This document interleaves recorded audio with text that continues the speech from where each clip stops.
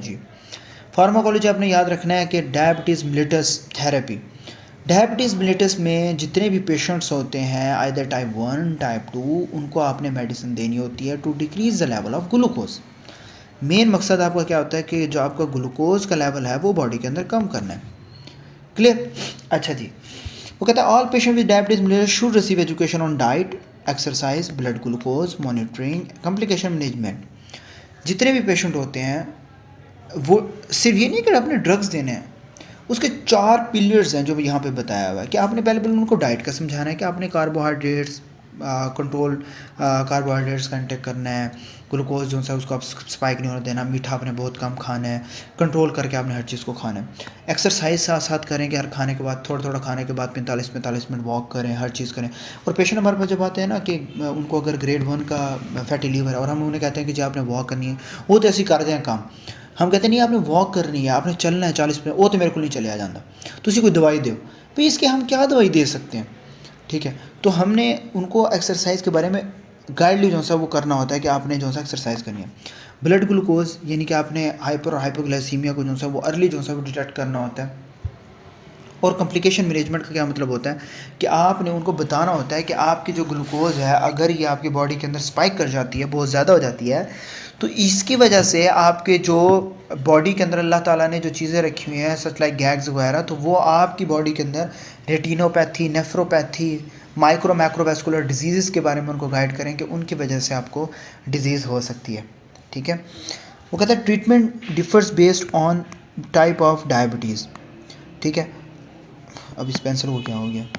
अच्छा, अब ट्रीटमेंट वो कहता है कि जो थेरेपी होती है वो डिपेंड करती है कि टाइप 1 है या टाइप 2 है, और चेक करना होता है कि आइदर उसके अंदर कितनी सिवियरिटी है, यानी कि हाइपरग्लाइसीमिया में हमने कौन सी मेडिसिन देनी है। अगर आप एक फॉर एग्जांपल टाइप 2 है और उसके अंदर आप मेटफॉर्मिन दे रहे हैं और उसके साथ भी आपको आराम नहीं आ रहा, तो आपने उसको क्या सीटाग्लेप्टिन जो सा वो आपने देनी है, आपने फ्लोजिन ड्रग्स जो सा वो देनी है। ठीक है ना, इसके अलावा आपने एमेलिन या ऐसे कोई ड्रग्स वगैरह देनी है जिसकी बेस के ऊपर आप देखें कि इस बेस के ऊपर आपकी जो उसकी ग्लूकोज लेवल है वो कंट्रोल नहीं हो रही है, आपने इंसुलिन ही देनी है। टाइप 1 आपकी इंसुलिन डिपेंडेंट होती है, टाइप 2 में आप मेडिसिन वगैरह देते हैं। टाइप 1 आपको पता है कि आपकी ऑटोम्यून जो सा डिस्ट्रक्शन होती है बीटा सेल्स की, जिसके अंदर आपकी कोई इंसुलिन की प्रोडक्शन नहीं हो रही होती और लाइफ टाइम आपको इंसुलिन देनी है। टाइप 2 के अंदर आप ओरल एजेंट्स दे सकते हैं, यानी कि metformin is the first line. अब ये नहीं कि सिंगल आपने मेटफॉर्मिन दे देनी है, अब पेशेंट जब अगर आप मेटफॉर्मिन दे रहे हैं उससे भी आपकी कंट्रोल नहीं हो रही, तो आपने एडिशनल ड्रग्स देनी होती हैं, लाजमी बात है। Non insulin injectables, insulin replacement, weight loss particularly helpful in lower blood glucose.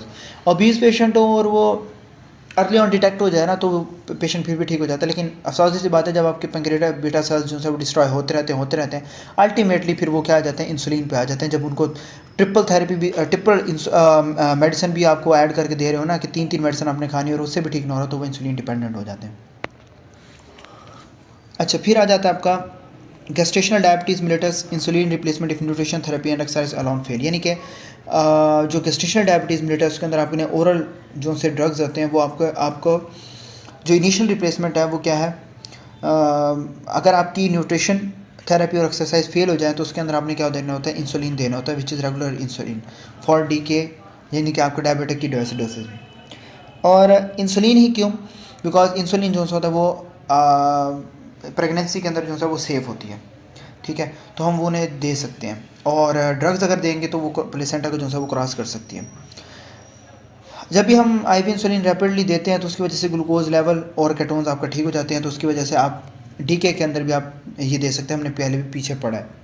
अब DK के अंदर सिर्फ ये नहीं है कि इंसुलिन हमने रेगुलर इंसुलिन देने साथ हमने IV फ्लूइड्स भी देना होता है, पोटाशियम वगैरह भी सेटल डाउन करना होता है, देखना होता है कि कम है ज़्यादा है। इसके अलावा हाइपरक्लीमिया, वो मैकेनिज्म बताया कि इंसुलिन जो होता है वो आपका, अच्छा इंसुलिन आपका पता नहीं, इंसुलिन आपका जो पोटाशियम है उसको पुश इन कर रहा होता है आपके सेल्स के अंदर। ठीक है, तो इसके अंदर क्या हो रहा था, इंसुलिन जो है हाइपरक्लीमिया को भी बिल्कुल ठीक कर देता है। स्ट्रेस हाइपरग्लाइसीमिया, यानी कि एक्यूट इलनेस अगर हो रही है और इसकी वजह से कॉर्टिसोल आपका ज़्यादा हो रहा है, स्ट्रेस रिस्पॉन्स ज़्यादा हो रहा है, तो कॉर्टिसोल क्या कर रहा होता है आपकी बॉडी में ग्लूकोज ज़्यादा, फाइट एंड फ्लाइट रिस्पॉन्स में आपका ग्लूकोज लेवल ज़्यादा हो रहा होता है, तो इंसुलिन जो होता है वो आपके ग्लूकोज को भी क्विकली जो है वो ठीक कर देती है। फिर कहते हैं, अब वो कहता है drug mechanism from the from all these जो डायग्राम जो सी वो बनी हुई हैं, इनको हमने आगे डिटेल के अंदर जो सा वो सेपरेटली डिस्कस करना है। इंसुलिन प्रिपरेशन के अंदर क्या होता है, एक तो ना हमारे जो हॉस्पिटल्स होते हैं उसके अंदर हम कहते हैं सबकट स्लाइडिंग स्केल, यानी सबक्यूटेनियस में आपने या 6 पॉइंट IV में लगा के, या अगर 400 450 है तो आपने 6 यूनिट इंसुलिन के आपने IV में लगवा दिया, और साथ आपने जो 14 है वो आपने सबकट लगवा दिया। लेकिन हम वो कहते हैं स्लाइडिंग स्केल, यानी कि जिस तरह से आपका आया, यानी कि 400 आई तो उसके अंदर आपके यूनिट कितने बनते हैं, 50-50 के लिहाज से 2 ऐड करते जाए, तो उस लिहाज से जो है वो आपने यूनिट लगवा देने। स्लाइडिंग स्केल का मतलब ये होता है कि जितनी ज़्यादा हो उतने यूनिट उसको लगा दिए जाए। पहले वो कहता है rapid acting no lag lispro aspart and glulisine. इसका मतलब ये होता है कि आपकी ये इमीडिएटली एक्ट करती हैं, ठीक है ना, और आप खाने के जो है ना वो पहले जो है ना खाने के साथ जो है वो आप इस्तेमाल कर सकते हैं, जिसकी वजह से आप खाने के बाद आपकी इंसुलिन जो है वो ग्लूकोज लेवल आपका बेहतर रह सकता है। शॉर्ट एक्टिंग के अंदर आपकी रेगुलर इंसुलिन आती है, ये थोड़ा सा डिले होती है, ठीक है, लेकिन एमरजेंसी कंडीशन के अंदर आपको जो है वो अच्छा रिजल्ट प्रोवाइड कर रही होती है। इंटरमीडिएट का क्या मतलब, इंटरमीडिएट में आ जाती है आपकी NPH जो कवर कर रही होती है आपकी इंसुलिन की नीड्स को, जो बेजल इंसुलिन नीड्स हैं उसको। लॉन्ग एक्टिंग में आ जाती हैं आपकी डेटिमर और ग्लार्जिन, ठीक है, और वेरी लॉन्ग में आ जाती है डेग्लूडेक, जो कि बहुत ज़्यादा, ये खैर इस तरह तो इस्तेमाल नहीं होती, जो कि बहुत बड़ा ड्यूरेशन होता है। लेकिन बस इतना आपने याद रखना है कि आपकी 2 इंपॉर्टेंट होती हैं, एक रैपिड और एक रेगुलर। ये दो जो सी होती हैं वो इंपॉर्टेंट आपने जैसे याद रखनी है।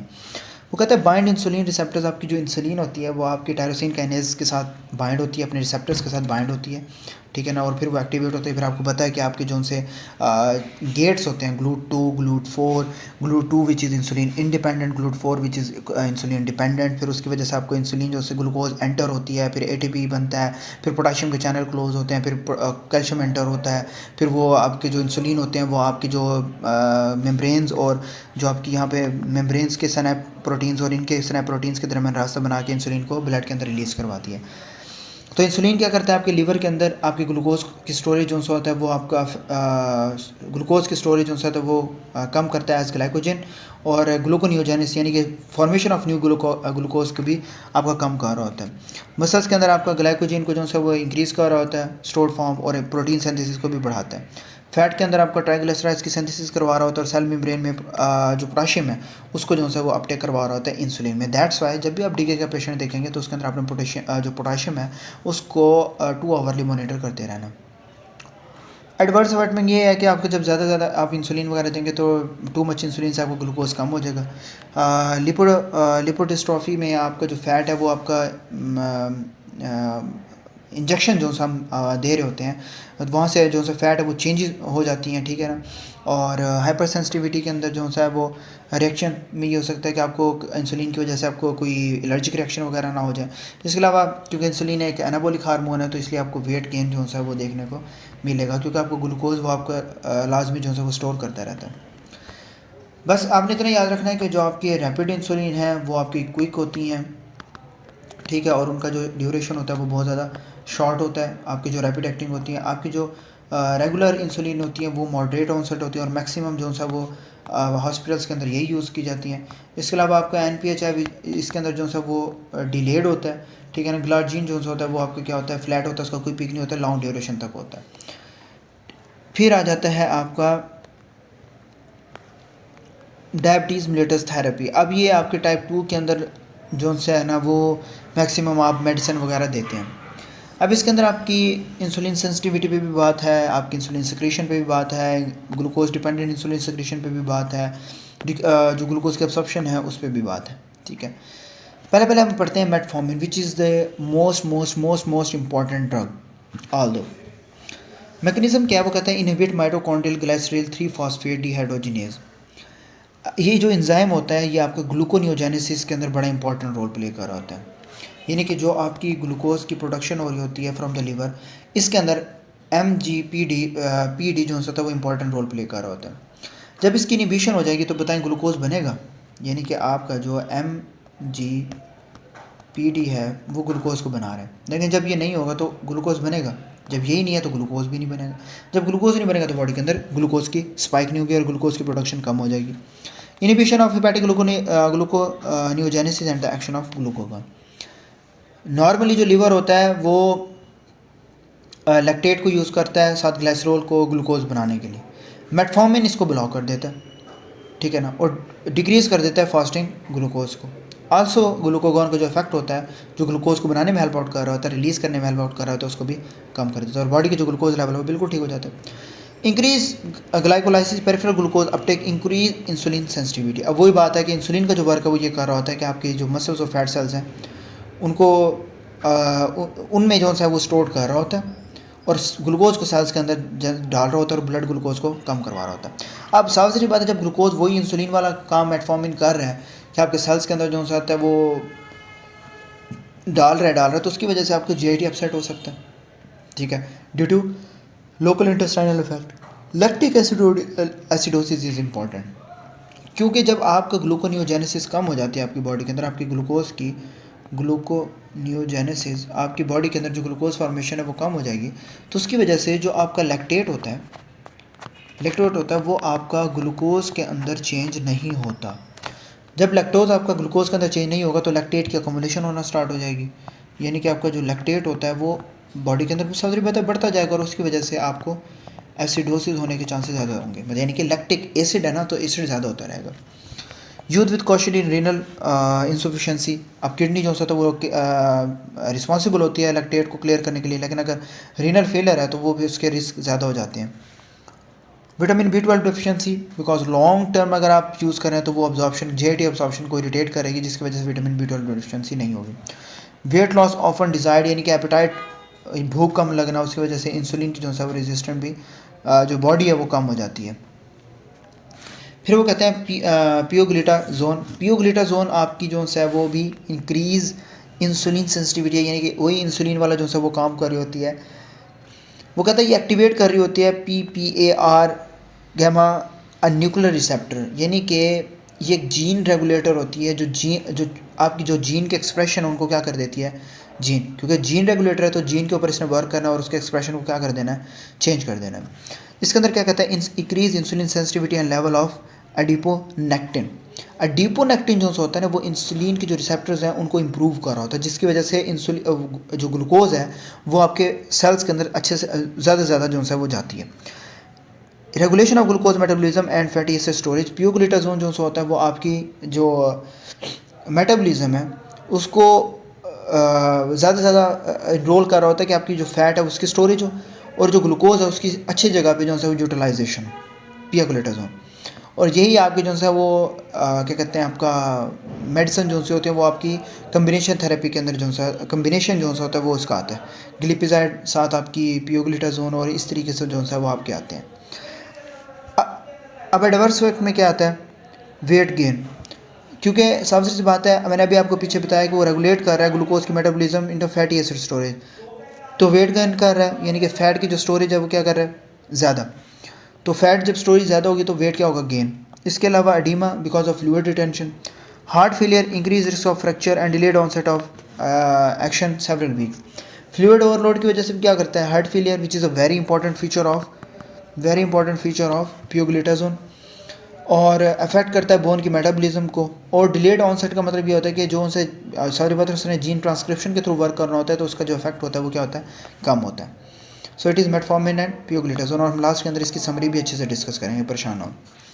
फिर आ जाता है इंसुलिन की स्क्रीशन। अब ऐसे ड्रग्स जो इंसुलिन को स्क्रीट करने के अंदर हेल्प कर रहे हैं, अगर टाइप 2 डायबिटीज़ है और पेशेंट जो होता है वो उसके बीटा सेल्स इतने डैमेज नहीं हुए तो वो इंसुलिन को ज़्यादा रिलीज़ करने में हेल्प आउट करेगी। सल्फोनाइलयूरेज इज़ अ फर्स्ट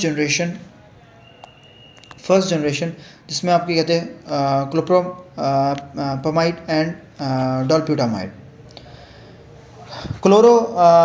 प्रोपामाइड जो सी होती है और या फिर आपकी जो टॉलब्यूटामाइड होती हैं ये आपकी फर्स्ट जनरेशन होती है। सेकंड जनरेशन के अंदर आपकी ग्लिपिजाइड और गैल्बुराइड है। ग्लिपिजाइड हमारे जो है वो हॉस्पिटल्स के अंदर जो है वो आती है। थर्ड में आ जाती है वो कहता है मैग्नीटिनाइड्स, और जिसमें आ जाती है नाइटिग्लिनाइड और रिपाग्लिनाइड, मतलब ग्लिनाइड, ग्लूब्राइड और एमाइड। आपने इस तरीके से याद रखना है, यानी कि एमाइड फर्स्ट, सेकंड में आइजाइड और थर्ड में glinide, A Z G, A Z G, first generation, second generation, third generation. फिर वो कहते हैं इनका काम क्या होता है इन तीनों चीज़ों का। पोटाशियम चैनल्स को क्लोज कर देता है इन पैंक्रियाटिक बीटा सेल्स मेम्ब्रेन, यानी कि नॉर्मली आपकी जो पोटाशियम होता है वो आपका सेल्स को लीव करता है और आपकी जो मेम्ब्रेन है उसको क्या करता है, मोस्टली नेगेटिव। एक सेल के अंदर आपके कैल्शियम, जैसे आपने इंसुलिन पढ़ा था कि जब आपकी प्लस आयंस बढ़ते चले जाते हैं तो वो कुछ ना कुछ गेट्स को आपके क्लोज ओपन करते रहते हैं। तो पोटाशियम नॉर्मली आपका बाहर जाता है सेल से, ठीक है, जिसको इंसुलिन ही अंदर लेके आती है बार बार, लेकिन पोटाशियम नॉर्मली बाहर जाता है ताकि मेम्ब्रेन आपकी नेगेटिव रहे। और ये जो ड्रग है वो आपके पोटाशियम चैनल्स को क्लोज कर देता है, विच में लीड्स टू द डीपोलराइजेशन। उसकी वजह से आपका सेल डिपोलराइज होता है, इंसुलिन रिलीज होता है विया इंक्रीज कैल्शियम इनफ्लक्स। जो मैंने आपको पहले बताया कि जब आपकी सेल्स के अंदर पोटाशियम बढ़ते चले जाएंगे, पोटाशियम बढ़ते चले जाएंगे, वो आपके अल्टीमेटली जो यहाँ पे कैल्शियम चैनल्स होते हैं इनको क्या कर देते हैं, ओपन। इसकी वजह से जब कैल्शियम का इन्फ्लक्स होता है तो वो आपकी इंसुलिन और मेम्ब्रेन के दरमियान जो सनेप्टो फाइसन जोन्स आपका एक रोड बना होता है उसको ओपन करते हैं और इंसुलिन आपका ग्लूकोज के अंदर ब्लड के अंदर चला जाता है और इंसुलिन आपकी रिलीज़ हो जाती है। तो sulfonyl ureas with the help of potassium कि वो इन सेल के अंदर रखता है और आपका जो सा वो कैल्शियम की जो चैनल्स हैं वो ओपन होते हैं और जो सा वो इंसुलिन को रिलीज़ करवा रहा होता है। अब इसके एडवर्स इफेक्ट क्या हैं? अल्कोहल से यूज़ करने से आपका फ्लशिंग या वॉमिटिंग की जो सा वो disulfiram like reaction with first generation sulfonyl ureas only. इसके अंदर आपका ये होता है कि विद अल्कोहल वगैरह यूज़ करने से आपके जो फ्लशिंग या वॉमिटिंग के जो से फीचर्स हैं उसके अंदर जो से होते हैं। डिस उल्फिराम लाइक रिएक्शन का मतलब ये होता है जैसे अल्कोहल के जो से होते हैं वो सिम्टम्स होते हैं। हाइपोग्लाइसीमिया होता है कि आपकी जो एक्सेसिव इंसुलिन है वो आपका रिलीज़ हो रही होती है because of opening of calcium channels. उसकी वजह से आपकी जो है वो रीनल इंसफिशेंसी के चांसेस जो है ज़्यादा बढ़ जाते हैं। और ड्रग की जो क्लियरेंस है, जो ड्रग की, इसकी वजह से आपकी जो ड्रग की क्लियरेंस है ना वो आपकी क्या हो जाती है, कम हो जाती है। जब ड्रग की कमी होती है तो उसकी लीड करता है प्रोलॉन्ग्ड एक्शन, इसमें leads to the prolong action. और इसमें आपका क्या होता है, वेट गेन। मेटफॉर्मिन या पियोग्लिटाजोन में हमने मेटफॉर्मिन के अंदर हमने आप वेट गेन को नहीं पढ़ा, पियोग्लिटाजोन में हमने वेट गेन को पढ़ा है। सल्फोनाइल यूरियाज में भी वेट गेन को याद रखना है कि मेटफॉर्मिन वाइड ड्रग है जो वेट जो है वो गेन नहीं करवाती। इसके अलावा वो डायरिया करवाती है, वो वॉमिटिंग, नोजिया वॉमिटिंग या डायरिया हो सकता है, लेकिन जेडी अपसेट के फीचर देखने को मिल सकते हैं, लेकिन ओवरऑल वेट गेन वगैरह नहीं करवाती। बाकी ड्रग्स जो है वो करवा रही होती हैं। तो इसलिए फर्स्ट चॉइस जो है तो वो मेटफॉर्मिन ही होती है। फिर कहते हैं increase glucose induced insulin secretion का क्या मतलब होता है कि आपकी ग्लूकोज इंड्यूस मतलब ग्लूकोज की डिटेक्ट से ही आपकी इंसुलिन की सेक्रेशन हो। अब इसमें GLP-1 एनालॉग आ जाते हैं और DDP-4 इनहिबिटर्स आ जाते हैं। इसमें आपकी नेटाइड के लीराग्लूटाइड, एक्जीनेटाइड, सीमाग्लूटाइड ये मेडिसिन आती हैं और ये ग्लिप्टिन की आती हैं। मतलब अगर GLP-1 आपने पढ़ना है, GLP-1 में आपके क्या आते हैं, नेटाइड, GLP नेटाइड, मतलब आखिर में नेटाइड आएगा। और अगर आपने DDP-4 इनहिबिटर्स पढ़ना है उसके अंदर आप कहेंगी ग्लिप्टिन, अपोजिट ऑफ GLP-1। मतलब GLP-1 है तो उसका अपोजिट क्या है, DDP-4, तो उसके अंदर आपका आएगा ग्लिप्टिन। और DDP-4 है तो उसका अपोजिट क्या है, नेटाइड। ठीक है। अब इनका क्या मैकेनिज्म होता है, GLP-1 क्या काम कर रहा होता है कि आपकी जो ग्लूकागॉन है उसके रिलीज़ को कम करता है। जब ग्लूकागॉन की रिलीज़ कम होगी तो आपकी जो ग्लूकोज है स्टोरेज वो भी आपकी ब्लड के अंदर कम आएगी। गैस्ट्रिक एम्पटिंग कम करता है, ठीक है। ग्लूकोन रिलीज़ कम तो हिपैटिक ग्लूकोज की प्रोडक्शन भी कम। गैस्ट्रिक एम्पटिंग कम तो फूड अब्जॉर्ब कम होगी, ग्लूकोज की स्पाइक जो है वो कम होगी। अब सारी बात है, जब भी आप उठते हैं सुबह सुबह सो के और आप नाश्ता वगैरह कर रहे होते हैं, तो जब आप नाश्ता अच्छे से करते हैं ना तो आपको ग्लूकोज, आपकी जो ब्लड है ना, आपकी जो स्टोमिक है उसकी तरफ बढ़ती है डाइजेशन के लिए और ग्लूकोज की स्पाइक हो जाती है और आपको नींद, आप उस टाइम पे आपकी सारी एनर्जी होती है और आपको जो है वो नींद बड़ी अच्छी आती है। Increase glucose dependent insulin release, यानी कि जो इंसुलिन होती है वो तभी रिलीज़ होती है जब ग्लूकोज हाई होती है। ठीक है। तो इसलिए इसके अंदर जो होता है वो क्या कहता है, लेस रिस्क होता है आपका हाइपोग्लाइसीमिया के अंदर आहिस्ता आहिस्ता ग्लूकोज इंक्रीज़ होती है, ठीक है ना, और आहिस्ता आहिस्ता आपकी इंसुलिन जो है वो रिलीज़ करना स्टार्ट कर देता है। एडवर्स इफेक्ट में वो है nausea, vomiting, pancreatitis is very important, ठीक है, weight loss and increase satiety often desired. DTP4 में ग्लिप्टिन आ जाती हैं, सीटाग्लिप्टिन, सक्साग्लिप्टिन, लीनाग्लिप्टिन। इसमें क्या होता है, ये आपके जो DTP4 इंजाइम होते हैं उनको इनहिबिट करती है, जो आपके GLP-1 जो से होते हैं एनालॉग, उनको अंदर जो है वो क्या कर देती हैं, आपके डीएक्टिवेट कर देते हैं GLP-1 को। जब ये आपके GLP-1 को इनएक्टिवेट कर देंगे, आपका जब GLP-1 नहीं रहेगा तो उसका जो होता है एक स्ट्रॉन्गर इफेक्ट होता है कि वो आपके ग्लूकागॉन को जो होता है वो रिलीज़ कम कर रहा होता है। जब ग्लूकागॉन कम रिलीज होगा तो ग्लूकोज नहीं होगी, हाइपरग्लाइसीमिया नहीं होगी, स्टोर्ड ग्लूकोज इस्तेमाल नहीं होगी। Decrease gastric emptying same as it is GLP-1 analogues, ठीक है। और जब GLP-1 एनालॉग्स हैं, मतलब उन्हीं के साथ के, तो DTP4 GLP-1 को क्या कर रही होती है, आपके इनहिबिट कर रही होती है, डीएक्टिवेट कर रही होती है GLP-1 को। और increase glucose dependent insulin release same वही। अब इसका जो सा इफेक्ट होता है वो भी सेम होता है। जस्ट मिनट, मुझे कॉल आ रही है। अच्छा जी, इसके अंदर अब इंक्रीज जो सा ग्लूकोज, और इसके अंदर जो इफेक्ट आता है respiratory, urinary infection, weight neutral और इंक्रीज स्टैटी आपकी भूख को बढ़ाता है। अब आप कहेंगे कि यार GLP-1 एनालॉग्स होते हैं, वो आपके GLP-1 जो होते हैं वो उनको ओपन कर रहे होते हैं, DTP4 आपके उनको ब्लॉक कर रहे होते हैं GLP-1 को, तो हम मतलब ऐसा क्यों है, राइट, एक सवाल पैदा होता है ना। तो याद रखें कि जो आपके जो GLP-1 होते हैं ना, GLP-1 ड्रग्स तभी दी जाती हैं आपके पेशेंट के वेट को और आपके पेशेंट की कंडीशन को देख के, ठीक है। अगर आप GLP-1 दे रहे हैं ना, तो वो तभी अच्छी है जब आपकी HbA1c की स्ट्रॉन्ग एसोसिएशन हो के उसको मतलब है, और उस आपने क्या करवाना हो, वेट लॉस, क्या करवाना हो, weight loss, which is very important. अगर उसका वेट लॉस करवाना है आपने उसको GLP-1 देने का मतलब वो बहुत ज़्यादा मोटा है। इसके अलावा उसको अगर दिल का मसला है, अगर उसको कार्डियोवास्कुलर इवेंट्स मतलब हार्ट के कोई इवेंट हुए हैं, उसके अंदर भी बेस्ट होता है। और इसके अंदर आपने वंस वीकली जो है उसे देना होता है, ठीक है ना।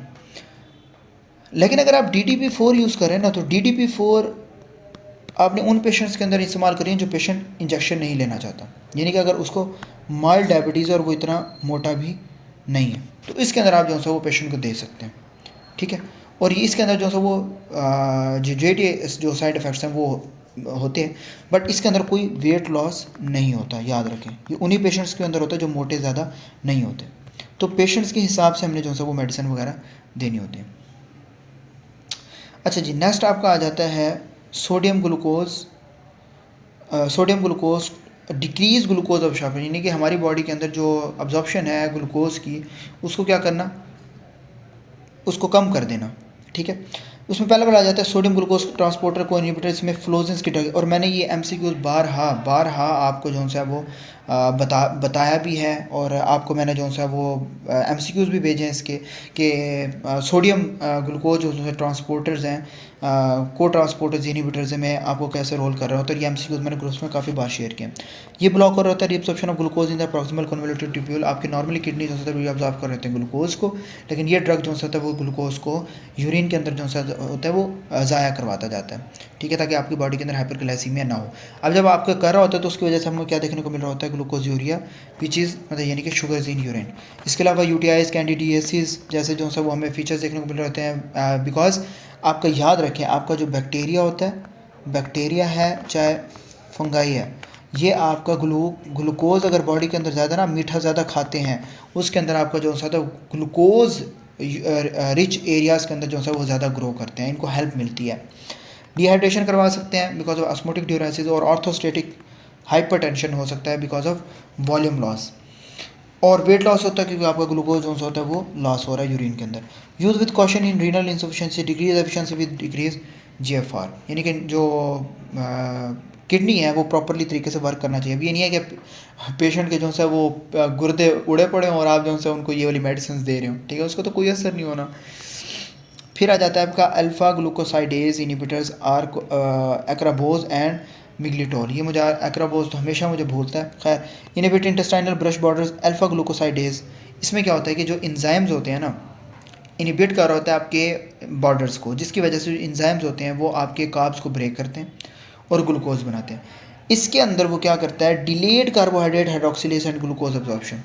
इसमें जो ये ड्रग होता है ये आपके अब्जॉर्प्शन को क्या कर रहा होता है, कम कर रहा होता है।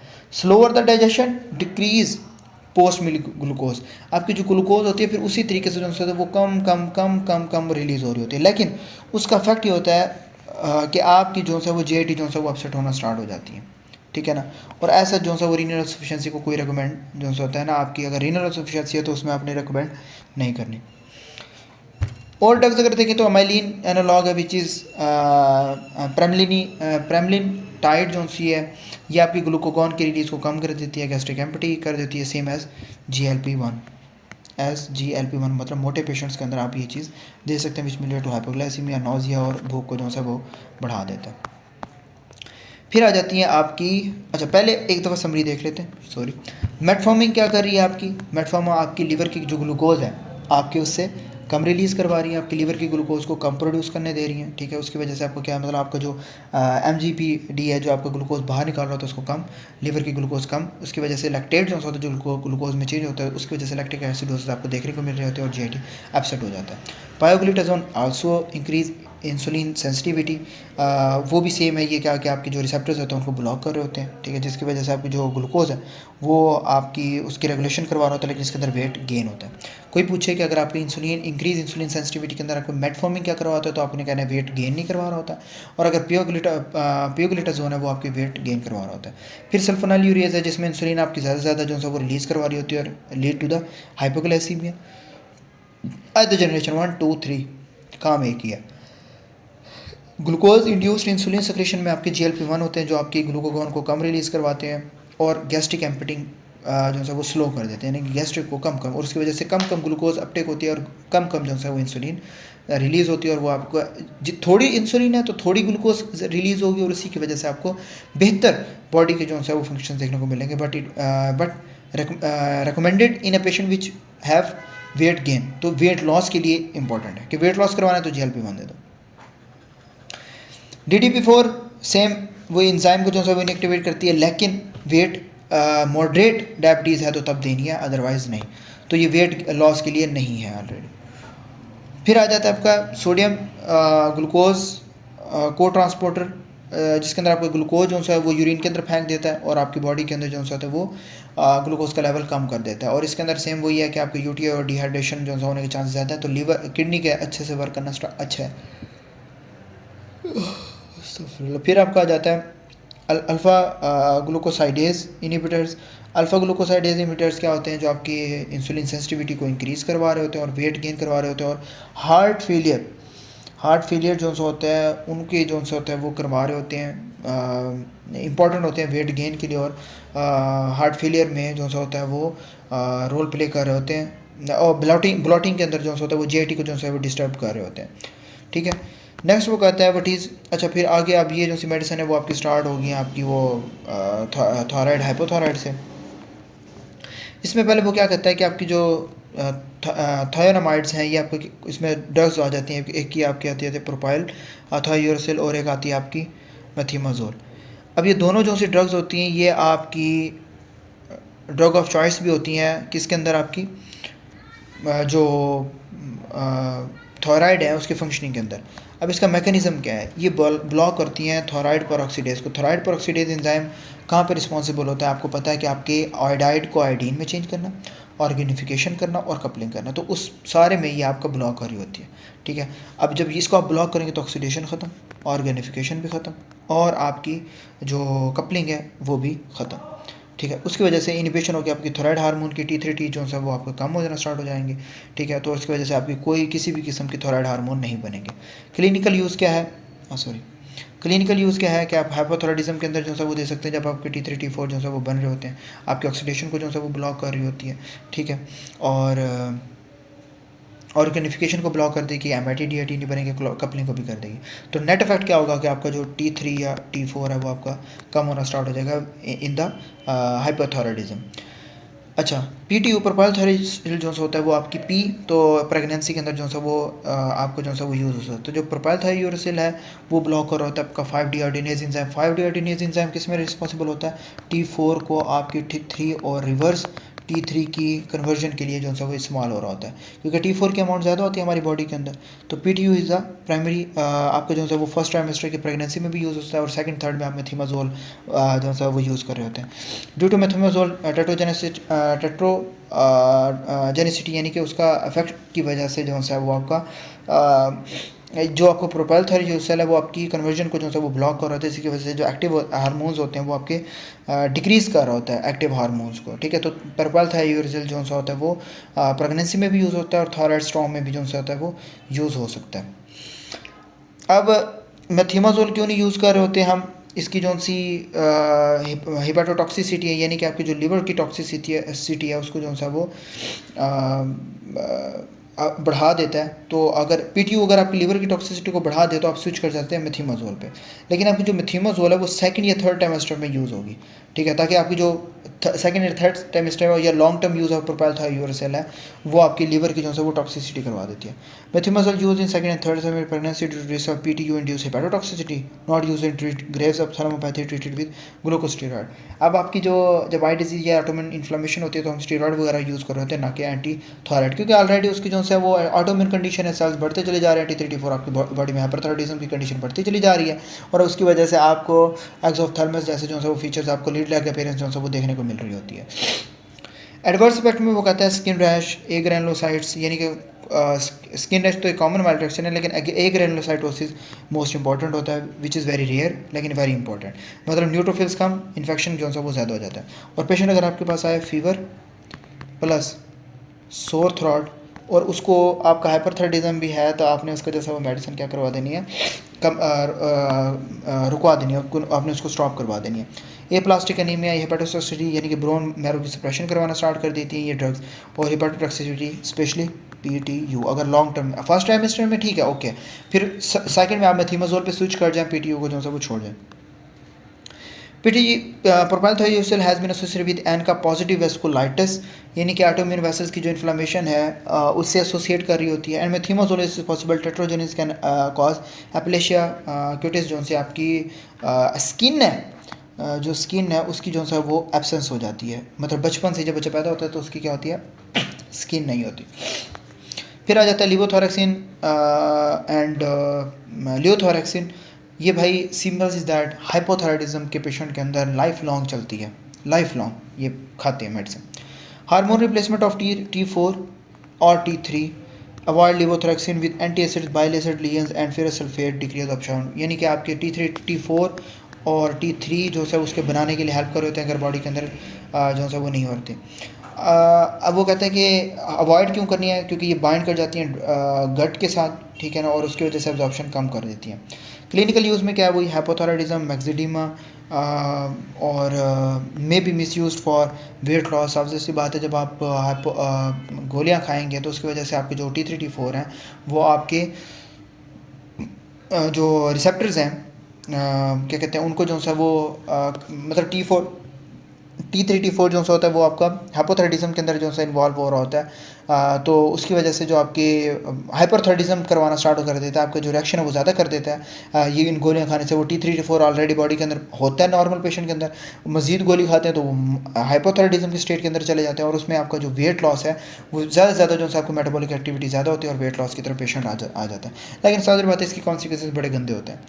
Distinguish exogenous hypothyroidism from endogenous hypothyroidism by using a combination of TSH receptor antibodies। TSH receptor antibodies जो होते हैं वो आपके ग्रेव डिजीज़ के अंदर होते हैं।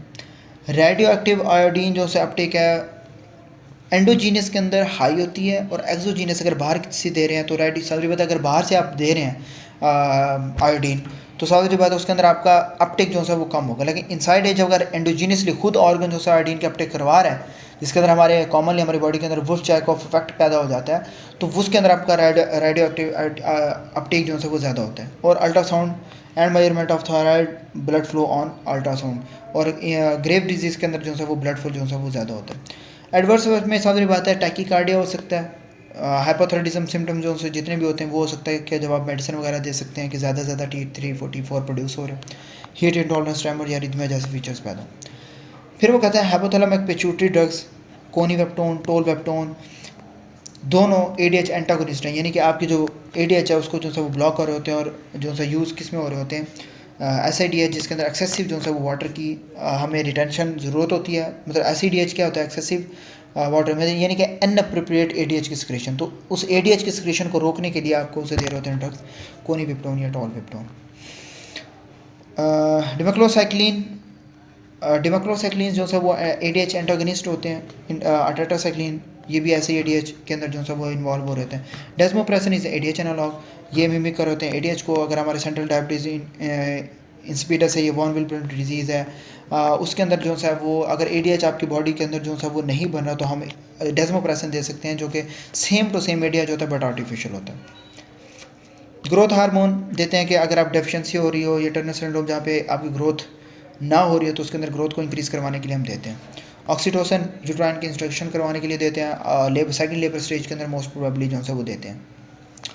Octreotide which is a somatostatin analogue, inhibit करने के लिए अगर बहुत आपके जो हार्मोन्स हैं वो बढ़ते चले जा रहे हैं, एक्रोमेगाली, कार्सिनोइड सिंड्रोम जिसके अंदर आपके मैनी ऑफ द हार्मोन जो है वो बढ़ते चले जाते हैं, यानी कि गैस्ट्रोनोमा, ग्लूकोनोमा, वेरिसीज वगैरह, तो उसके अंदर हम सोमेटोस्टेटिन देते हैं ताकि आपके जो हार्मोन्स हैं, एक्रोमेगाली में ग्रोथ हार्मोन, कार्सिनोइड में आपका सेरोटोनिन, जितने भी हार्मोन्स हैं उनको क्या कर देता है, कम कर देता है।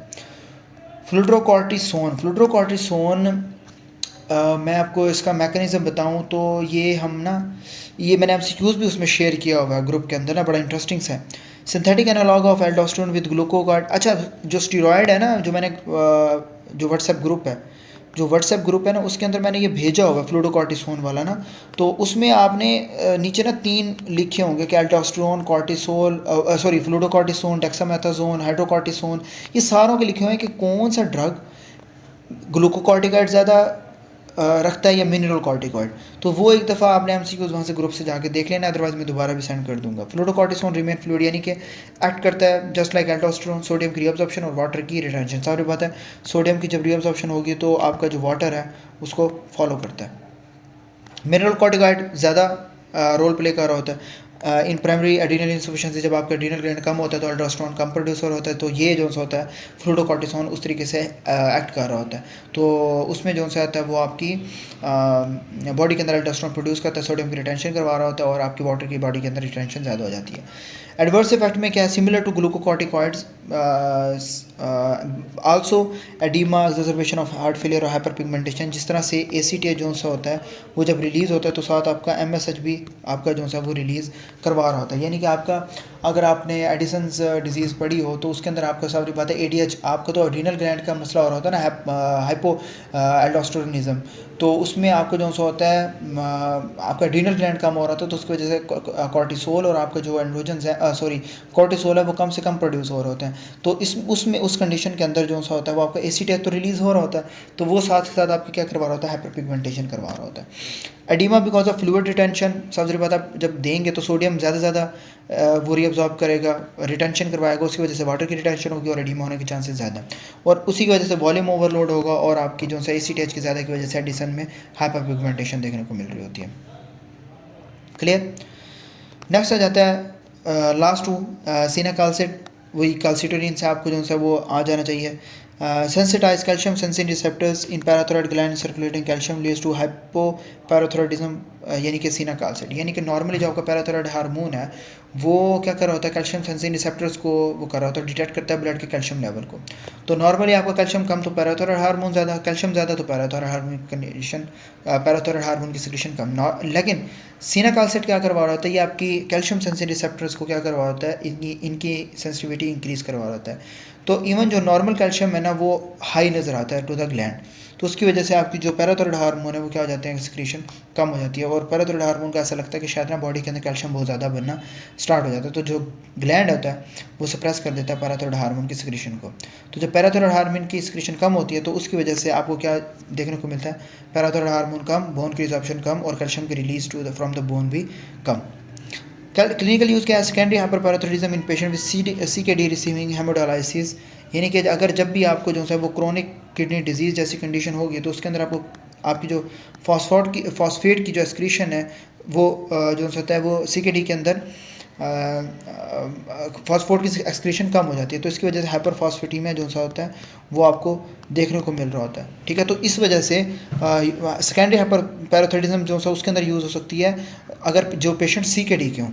ठीक है, तो उसके अंदर जो सा होता है ये आपकी क्या करवा रही होती है, फॉस्फेट की एक्सक्रीशन करवा देती है, फिर विटामिन जो सा होता है वो विटामिन को जो सा होता है वो बेहतर कर देता है, और जो सा तो वो इंपॉर्टेंट रोल जो सा वो प्ले कर रहा होता है।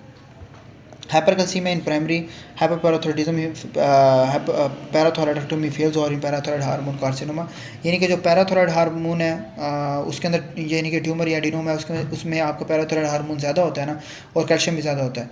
तो अगर सर्जरी ना हो तो हम जो है वो सिनाकाल्सिड जो है यूज़ कर सकते हैं ताकि हम पैराथायरॉयड के हार्मोन की जो प्रोडक्शन है उसको कम कर सकें, आइदर इन CKD या either in hyperparathyroidism secondary hyperparathyroidism. Adverse effect में जो है वो हमें क्या देखने को मिल रही होती है, हाइपोकैल्सीमिया, क्योंकि आपकी जो सिनाकाल्सिड है वो ऐसा शो करती है कि कैल्शियम ज़्यादा है, अल्टीमेटली चाहे नॉर्मल भी हो तो लेकिन वो शो करवा रही होती है कि बहुत ज़्यादा, जिसकी वजह से पैराथायरॉयड हार्मोन जो है वो कम प्रोड्यूस हो रहा होता है, कैल्शियम कम, तो ब्लड का जो है वो कैल्शियम का जो ड्रॉप है, ड्रॉप ऑफ कैल्शियम जो है वो हमें देखने को मिलता है।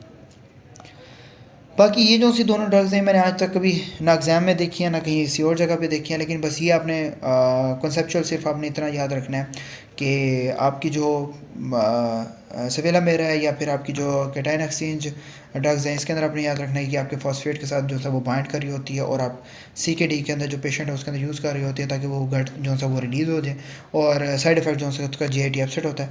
कैटाइन एक्सचेंज जो रीजंस हैं इसके अंदर आपने सिर्फ ये याद रखना है, ये पेटीरोमर ये आपकी जो पोटाशियम है उसको स्टूल के थ्रू जो है वो आउट कर रही होती है, और हाइपरकलीमिया की जो कंडीशन होती है उसके अंदर जो होता है वो हम कैटाइन एक्सचेंज राइजेंस को जो है यूज़ कर रही होती हैं।